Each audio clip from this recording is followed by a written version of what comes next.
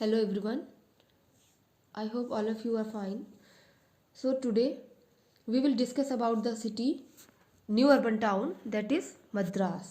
इसके पहले जो हाफ पार्ट है फर्स्ट पोर्शन है उसका एक वीडियो आपके इस वीडियो के नीचे जो है लिंक दे दिया जाएगा डिस्क्रिप्शन बॉक्स में. You can check out from there. फिर इसके क्योंकि इसके पहले वाला जो पार्ट था उसमें हमने पढ़ा था कि कौन कौन से नई अर्बन सिटीज़ निकल के आई हैं कॉलोनियल टाइम में. तो एक तो थी आपकी कोलकाता जिसे हम कलकत्ता के नाम से जानते थे. दूसरा था आपका बम्बई जिसे हम मुंबई के नाम से जानते हैं. और तीसरा अब आप पढ़ेंगे Madras that is Chennai. Madras now Chennai is located at the east coast of India. Madras जिसे हम चेन्नई के नाम से जानते हैं अभी वो है ईस्ट कोस्ट ऑफ इंडिया. मतलब इंडिया का जो हमने मैप मान लीजिए देखा है जो, तो उसमें क्या है यहाँ पर आपका है तो ईस्ट कोस्ट यहाँ पे आपका मुंबई था. इसके बाद इधर ही साइड में आपको मिल जाएगा Chennai. Among the European traders the Portuguese were the first to reach this place. तो अब हमारे यहाँ जितने भी ट्रेडर्स आए मतलब जितने भी व्यापारी आए तो उसमें जो पोर्टुगीज थे वो सबसे पहले थे. ठीक है, तो आपसे ये सीक्वेंस पूछा जाता है कि सबसे पहले हमारे यहाँ कौन आया था. तो पोर्टुगीज, इसको अंडरलाइन कर लीजिए, पोर्टुगीज वर द फर्स्ट. तो ये सबसे पहले ट्रेडर थे जो हमारे यहाँ 1522 में मतलब हमारे यहाँ आए थे भारत में पहली बार व्यापार करने. In 1522 they built a port here named after the Christian apostle saint Thomas. उन्होंने 1522 में एक पोर्ट बनाया यहाँ पर जो सेंट अपोस्टल था उसका नाम रख दिया Thomas, saint Thomas. In 1639 the local ruler Damerla Venkatapati granted the British permission to set up a factory in Madras named as Fort St. George. In 1639 में द लोकल रूलर, वहाँ का जो चेन्नई का एक लोकल रूलर था, राजा था, उसका नाम था डामरला वेंकटापति. उसने ब्रिटिशर्स को ये परमिशन दे दी कि वो मद्रास में एक फैक्ट्री लगा सकते हैं और एज फोर्ट सेंट जॉर्ज, ठीक है, इस नाम से.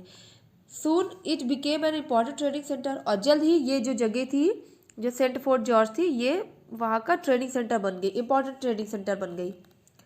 It became an important trading centre. In 1658 the city was declared as presidency. और 1658 में जो प्रेसिडेंसी है ये जो मद्रास है जिसे हम चेन्नई के नाम से जानते हैं ये प्रेसिडेंसी के रूप में आया. फिर the city was divided into white town and black town. पूरे शहर जो है वो दो पार्ट में डिवाइडेड था, ब्लैक टाउन और वाइट टाउन में. Fort saint George was in the centre of white town where the Europeans lived. अब यहाँ पर क्या है, जो फोर्ट सेंट जॉर्ज वाली जगह थी वो सेंटर था वाइट टाउन, मतलब उसे वाइट टाउन कहा गया क्योंकि वहाँ पर यूरोपियन रहते थे. जो यूरोप के लोग थे वो गोरे थे इसलिए इसे वाइट टाउन कहा गया और वो लोग वहीं रहते थे. The non white population lived in the black town outside the fort. और फिर इस फोर्ट के बाहर का जितना पोर्शन था उसमें ब्लैक रहते थे. नॉन वाइट पॉपुलेशन का मतलब जो ब्लैक थे वो, और इसलिए उस जगह को कहा गया ब्लैक टाउन. मतलब पूरी चेन्नई दो पार्ट में डिवाइडेड थी. एक था वाइट टाउन जिसमें यूरोपियन रहते थे और एक था ब्लैक टाउन जिसमें नॉन वाइट मतलब ब्लैक लोग रहते थे, इसीलिए उसे ब्लैक टाउन कहा गया. Here lived the Indian weavers. और इस ब्लैक टाउन में कौन कौन रहता था? इंडियन वीवर्स यानी भारतीय बुनकर, आर्टिशंस, क्राफ्ट्समैन मतलब जो हस्तशिल्प करते हैं, हाथों से काम बनाते हैं, मतलब बुनाई करना, इस तरीके से डलिया बनाना, ये सारी चीज़ें. एंड स्मॉल ट्रेडर्स और छोटे व्यापारी who played a vital role in the company's trade, जिन्होंने कंपनी के ट्रेड में, कंपनी के व्यापार में बहुत बड़ा रोल निभाया, उनकी भूमिका बहुत बड़ी थी. The area looked like a traditional Indian town where houses were built around temples with a market. और ये जो एरिया था वो ऐसे एक ट्रेडिशनल इंडियन टाउन के जैसा दिखता था जहाँ पर घर भी थे बने और मंदिर भी थी, साथ में मार्केट भी थी. मतलब तीनों चीज़ें वहाँ पर जैसे एक नॉर्मल टाउन इंडियन टाउन होता है ट्रेडिशनल टाउन वैसा ही उसकी वो जो लोकेशन थी. अब नेक्स्ट हम पढ़ेंगे implications of colonial policies and institutions. First है municipalities. With the growth of cities the civic bodies also came like cantonment boards, municipal boards and town area committees. जैसे जैसे शहर बनते जा रहे थे, ग्रोथ हो रही थी उनकी, जो पूरी सिटी थी वो उसमें कैसे चीज़ें आ रही थी, उसमें कैंटोनमेंट बोर्ड्स बन रहे थे, म्यूनिसिपल बोर्ड्स बन रहे थे एंड टाउन एरिया कमिटीज़ भी बनती जा रही थी. They were founded to provide better social services like education, sanitation and public health, water supply etcetera. और इनको बनाया क्यों गया था, इनका निर्माण हुआ था इसीलिए ताकि सोशल सर्विस की जा सके, लाइक एजुकेशन से रिलेटेड कोई प्रॉब्लम हो तो उसका निपटारा किया जाए, मतलब उसके लिए कुछ अच्छा किया जाए, सैनिटेशन साफ सफाई के लिए, पब्लिक हेल्थ के लिए, वाटर सप्लाई के लिए। ये सारी चीज़ें जो सुविधाएं हैं अगर किसी शहर में नहीं होगी तो वो शहर फिर वहाँ लोग क्यों रहेंगे, तो इसीलिए, और ना ही उस शहर का विकास हो सकता है, इसीलिए ये सारे boards, cantonment board, municipal board और टाउन एरिया कमिटीज़ बनाई गई ताकि लोगों के वेलफेयर में उनकी जो बेसिक अमेनिटीज़ है, सिविक अमेनिटीज़ है, उनको पूरा किया जा सके। Under the act of 1850 the concept of establishing municipal government was major town for major towns was first adopted.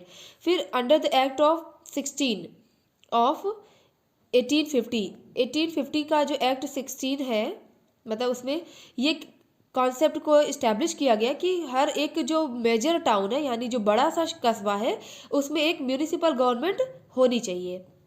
ठीक है, जैसे जो छोटे शहर होते हैं वहाँ पर म्यूनिसिपल कॉरपोरेशन होता है, ठीक है, और जो बहुत बड़े मेट्रोपॉलिटन सिटीज़ है वहाँ पर म्यूनिसिपल काउंसिल होती है। काम दोनों का वही होता है, बट बड़े शहरों की देख रेख करने के लिए वो थोड़ा अलग तरीके का वर्क होता है और इसीलिए उनको म्यूनिसिपल कॉरपोरेशन कहा जाता है। छोटे शहरों वाले जो होते हैं जिनमें वो सैनिटेशन देखते हैं, वहाँ के एजुकेशन को देखेंगे, ये सारी चीज़ें, और जो बड़े शहर होते हैं उसमें म्यूनिसिपल काउंसिल होती है। फिर further the municipal improvement act was introduced in 1864। तो पहले तो म्यूनिसिपल गवर्नमेंट मेजर टाउन्स के लिए बनाई गई, इसके बाद फिर म्यूनिसिपल इम्प्रूवमेंट एक्ट भी आया 1864 में। The district magistrate was made the chairman of the municipality. जो डिस्ट्रिक्ट मजिस्ट्रेट होता है मतलब डीएम, उसे म्यूनिसिपैलिटी का चेयरमैन कहा जाता है। ठीक है, वो चेयरमैन होता है उसका कि जो भी काम होगा वो देखेंगे। He was assisted by the commissioners selected from among the reputed and elite citizens of the urban areas.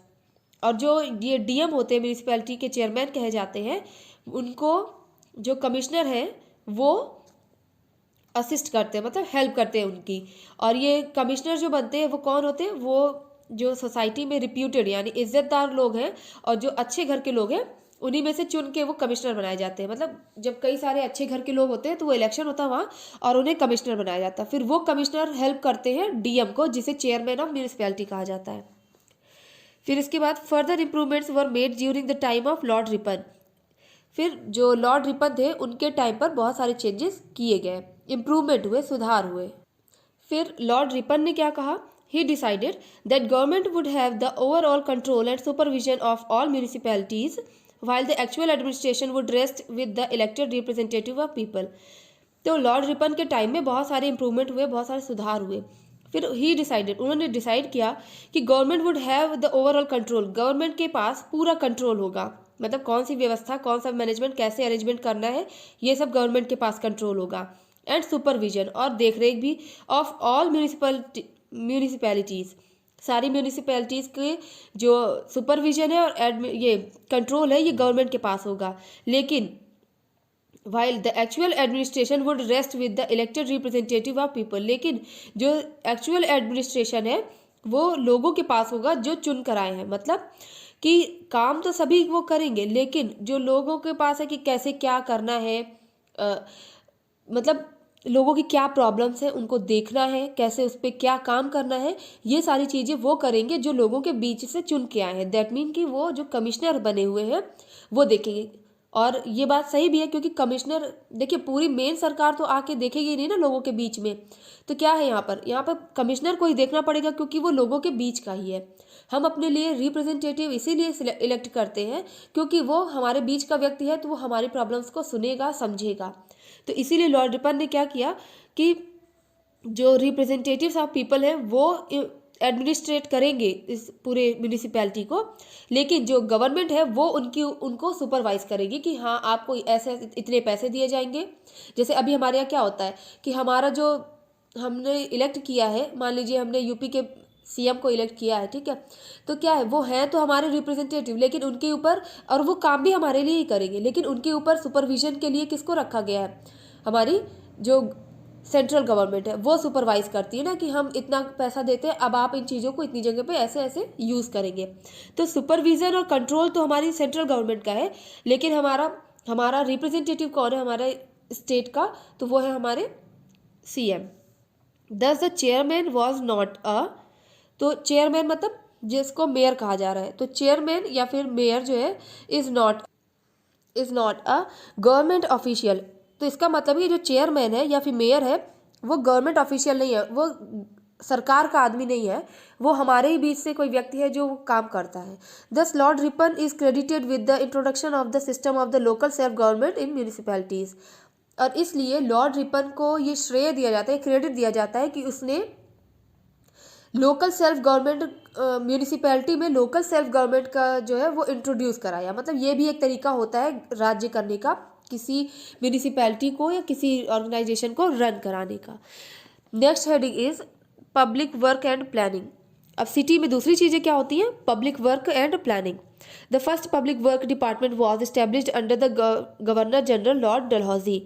सबसे पहले जो पब्लिक वर्क डिपार्टमेंट यानी लोगों के लिए काम करने के लिए एक डिपार्टमेंट है कि वो लोगों की प्रॉब्लम्स को सुनेगा, फिर उनको फाइल अप करेगा अलग अलग कि किसकी इस सिटी से कौन सी समस्या ज़्यादा आ रही है, तो वो चीज़ ऐसे अलग अलग फाइल अप किया जाता है।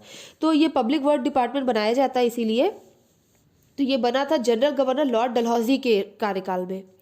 The department constructed a number of roads. इस डिपार्टमेंट ने कंस्ट्रक्ट किया कई सारी सड़कें, canal, bridges etcetera. And engineering college was also open at Roorkee. और इसी डिपार्टमेंट के द्वारा रुड़की में जो है पहला इंजीनियरिंग कॉलेज एक खोला गया रुड़की में। The department also constructed the grand trunk road from Calcutta to Peshawar.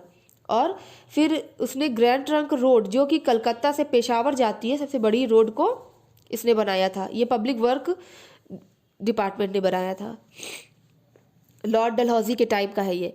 The new cities established by the British were well planned such as Delhi, Chandigarh and Islamabad. इसके बाद नए नए शहर भी बनाए गए, अंग्रेजों ने बनाया, ब्रिटिशर्स ने वेल प्लान्ड मतलब बहुत अच्छी तरीके से सोच समझ के बनाया। जैसे दिल्ली को किया था, चंडीगढ़ को किया और इस्लामाबाद को। अभी आपको बताना है कि दिल्ली की जो मतलब बनाया है दिल्ली को किसने डिज़ाइन किया था, उसका नाम आप बताएंगे। दिल्ली लिख के उसके सामने उसका नाम लिखिएगा और नीचे अपना नाम मेंशन करना मत भूलिएगा कमेंट बॉक्स में, ताकि पता चले कि किसने किसने रिप्लाई किया है। ठीक है। The roads were broad,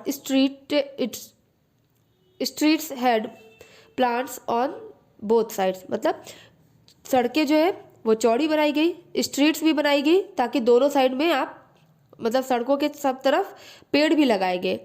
road बनाएगी, उसके दोनों तरफ थोड़ी थोड़ी गलियां बनाएगी, स्ट्रीट बनाएगी, और फिर had plants on both side, और दोनों तरफ उसमें प्लांट्स भी बनाए गए। They were built over a vast area generally near a river or canal having good water supply. और ये जो जगह बनाई गई थी इनको इसीलिए कहा गया वेल प्लान्ड। मतलब वो जो सिटी बनाएगी उसको इसी तरीके डिज़ाइन किया गया ताकि लोगों को हर एक जो उनकी प्रॉब्लम है वो सॉर्ट आउट हो जाए। लाइक वाटर की प्रॉब्लम हो, सीवेज की है, ड्रेनेज की, जो भी दिक्कतें हैं वो सारी फैसिलिटीज़ उन्हें मिले। नेक्स्ट था रेलवे। रेलवे में the British introduced railways in 1853 during the period of Lord Dalhousie. Lord Dalhousie के टाइम में 1853 में रेलवे का इंट्रोडक्शन हुआ, ब्रिटिशर्स ने किया ये चीज़, मतलब रेलवे हमारे देश में आया। The first rail line ran from Bombay to Thane. सबसे पहले जो रेल लाइन थी वो बॉम्बे से थाने के बीच चली, मतलब बिछाई गई। ग्रेजुअली, धीरे धीरे a very extensive railway network was built in India. और धीरे धीरे जो रेलवे नेटवर्क है भारत में वो बहुत बड़े स्तर पर हो गया, इसका विस्तार हुआ, बढ़ने लगा धीरे धीरे। By 1906 the country had nearly 30,000 miles of railway track. और 1906 आते आते भारत में या देश में 30,000 माइल्स तक के रेलवे ट्रैक हो गए, मतलब इतना ज़्यादा एक्सटेंड हो गया railway. All big cities and raw materials centres were connected with railway lines. जितने भी बड़े शहर थे और रॉ मटेरियल सेंटर थे, मतलब ऐसे सेंटर, पहले तो जो बड़े शहर थे उन्हें भी कनेक्ट किया गया रेलवे लाइन से, और जो रॉ मटेरियल सेंटर थे मतलब जहाँ से हमें कच्चा माल मिलता था उन्हें भी रेलवे लाइन से जोड़ा गया ताकि हमारे यहाँ व्यापार करना बहुत ही ईजी हो जाए। हर टाइम हम वाटरवेज का यूज़ नहीं कर सकते थे, इसीलिए उन्होंने ऐसा किया। Connected with railway lines, railways had a considerable impact on the rural economy. Railway ने बहुत ही अच्छा इम्पैक्ट डाला रूरल इकोनॉमी पे। और internal migration and social mobility, मतलब अब क्या हुआ, सोशल मोबिलिटी का मतलब होता है कि पहले क्या था कि जितने अमीर हैं सिर्फ वही यात्रा कर सकते थे, अब सड़कें बन गई हैं तो लोग पैदल भी आ जा सकते हैं। मतलब अब उनके लिए सोशल मोबिलिटी मतलब समाज, हम यहाँ से वहाँ आना जाना, आवागमन जो है वो बढ़ गया काफ़ी ज़्यादा। The police, next one is the police. After the revolt of 1857, the police department was established in every province, which was headed by the Inspector General of Police, means IGP. Revolt of 1857, जब 1857 का revolt हुआ उसके बाद एक police department की स्थापना हुई, जिसमें क्या था कि इन एवरी प्रोविंस, हर एक प्रोविंस में एक पुलिस डिपार्टमेंट था, विच वॉज हेडेड बाई, और जिसका जो हेड था वो कहलाता था IGP, inspector general of police. He was assisted by the deputy inspector general, और उसकी हेल्प करता था, जो IGP था उसकी हेल्प करता था DIG। Senior superintendent of police, superintendent of police means SP, deputy superintendent of police DSP and assistant superintendent of police ASP। मतलब ये सभी लोग मिलकर, इन सभी के ऊपर ये रिस्पॉन्सिबिलिटी होती थी कि ये काम करेंगे और रिपोर्ट करेंगे IGP को। फिर the police system was against review in 1860 by the police commission. फिर जो पुलिस कमीशन आया 1860 में, और उसने पुलिस सिस्टम में थोड़ा सा चेंज किया। एंड इन 1861 में the police act was enacted with the objective of creating a reformed police force suitable for colonial governance. फिर जब 1860 में जो पुलिस कमीशन आया, उसने देखा कि ये थोड़ा सा सिस्टम ठीक नहीं है, तो उसने 61 में एक पुलिस एक्ट लेकर आए। ये इनेक्ट किया गया, मतलब पुलिस एक्ट लागू किया गया, और ये सोचकर इसे बनाया गया ऑब्जेक्टिव ऑफ क्रिएटिंग और रिफॉर्म पुलिस, कि एक हमारी सुदृढ़ व्यवस्था हो कि हम कॉलोनियल गवर्नमेंट हमें चलानी है, तो उसमें जो पुलिस है वो थोड़ा कायदे से वर्क हो, उसका एक स्ट्रक्चरल वे में उनका काम हो। In 1902 the police organisation was restructured, और 1902 में पुलिस ऑर्गेनाइजेशन को फिर से रिस्ट्रक्चर्ड किया गया। The provincial police department was put under the charge of inspector general of police, that is IGP। Provincial police department जो था उसे रखा गया किसके चार्ज में, मतलब प्रोविंशियल पुलिस डिपार्टमेंट वर्क करेगा इंस्पेक्टर जनरल ऑफ पुलिस के अंडर में काम करेगा। Who functioned with the help of several deputy inspector general of police DIGPs, और वो जो IGP है वो काम करेगा, वो हेल्प लेगा किसकी, कई सारे डिप्यूटी इंस्पेक्टर जनरल्स जो पुलिस में है उनकी हेल्प लेगा। The in-charge of the district level was the district superintendent of police DSP, और डिस्ट्रिक्ट लेवल पे मतलब जिला के स्तर पर अगर देखा जाए तो जो इंचार्ज होगा वो कहलाएगा DSP, district superintendent of police, assisted by a number of inspectors, sub inspector and constables who worked in different thanas kotwalis. और ये जो DSP हैं इनको काम करने में हेल्प करेंगे, इनको असिस्ट करेंगे इंस्पेक्टर, सब इंस्पेक्टर और कांस्टेबल। और ये लोग काम करते हैं कहाँ, थाना में, इंस्पेक्टर करते हैं वर्क थाना में, सब इंस्पेक्टर कोतवाली, या फिर कांस्टेबल जो है तो पुलिस स्टेशन, मतलब इन जगहों पे काम करने वाले लोग ये DSP को हेल्प करेंगे। द विलेजेस हैड वॉचमैन और चौकीदार्स एंड द टाउन्स हैड कोतवालीज। जो विलेज है उसमें कौन होते हैं, तो विलेज में वॉचमैन होते हैं जिसे चौकीदार कहा जाता है, और टाउन में जो होते हैं उन्हें कोतवाल कहा जाता है। A jail code was also compiled for effective administration of the jails, और जेल कोड भी बनाया गया ताकि लोगों को एक अच्छा प्रशासन चलाया जा सके। मतलब जब तक आपके लिए कोई पनिशमेंट नहीं लगाई जाएगी, आप किसी वर्क को अच्छे से नहीं करते हैं, है ना। जैसे अभी आपको एग्ज़ाम देना है अगर, तो क्या है आपके लिए, आपको आंसर शीट देना ज़रूरी है। अगर ऐसा ही हो जाए कि आंसर शीट दिए बिना ही हो जाए तो कोई भी एग्ज़ाम नहीं देगा। तो ऐसे ही जेल की भी व्यवस्था की गई है कि अगर कोई खराबी होती है तो जेल जो है वो पनिश करेगा ना, तो पनिशमेंट एंड रिवॉर्ड जरूरी है सोसाइटी में होना। The jail and police system function according to the police act of 1861।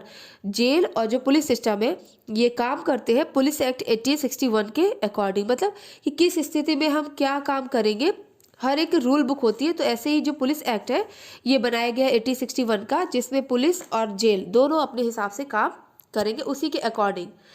Okay, that's all for today. I hope आपको समझ में आ गया होगा ये chapter. This was the end of the chapter. Now the next heading is the study case.